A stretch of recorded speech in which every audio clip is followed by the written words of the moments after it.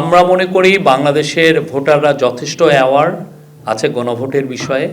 তারা জানেন, অনেকে এই তাদেরকে আন্ডারমাইন করতে চান, কিন্তু আমরা জানি তারা খুব ভালো হয়। এখন বাংলাদেশের 90% লোকই যারা আন্ডার এজ তারা ছাড়া সবাই কিন্তু সোশ্যাল মিডিয়া ইউজ করেন, অনেকেই ইউজ করেন, এবং তারা দেখেন যে ফলে সোশ্যাল মিডিয়াতে কিন্তু এটা পুরোপুরি সবাই দেখছেন যে কীভাবে গণভোট দিতে হবে, কী কোন ইস্যুগুলো নিয়ে গণভোটগুলো হচ্ছে।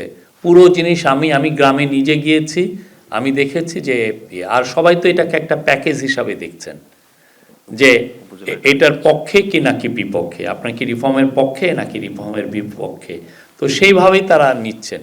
এরকম বাইরের দেশে আরও অনেক, এখানে তো 4টা কোশ্চেন, অন্যান্য অনেক দেশে আছে যে অনেক বেশি কোশ্চেন থাকে। আর আমাদের এখন তো লিটারেসি রেট আরও বেশি। আপনি জানেন বাংলাদেশের লিটারেসি এখন রেট হচ্ছে এখন ক্লোজ টু 80%। তো যেটা আমাদের প্রথম যখন গণভোট হয়, আমার যেটা জানা মতে 1977-এ 27%, ওই সময় আমাদের লিটারেসি রেট ছিল 27%।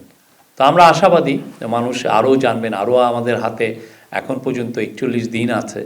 তো উই হোপ সবাই এই বিষয়ে, আর সরকারও এই অ্যাওয়ারনেস রেইজিংয়ের জন্য যথেষ্ট কাজ করছেন।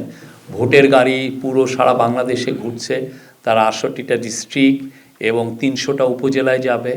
আমরা আশা করছি যে মানুষের 64টা ডিস্ট্রিক্ট এবং 300 উপজেলায় যাবে। আমরা আশা করছি তাদের অ্যাওয়ারনেস থাকবে। আর গণমাধ্যম আপনারাও খুব ফ্যান্টাস্টিক কাজ করছেন, আপনারা প্রায়ই এটা নিয়ে রিপোর্ট করছেন গণভোট নিয়ে, এবং আপনাদের মাধ্যমে অনেকে এই বিষয়টা আরও ভালোভাবে জানছেন।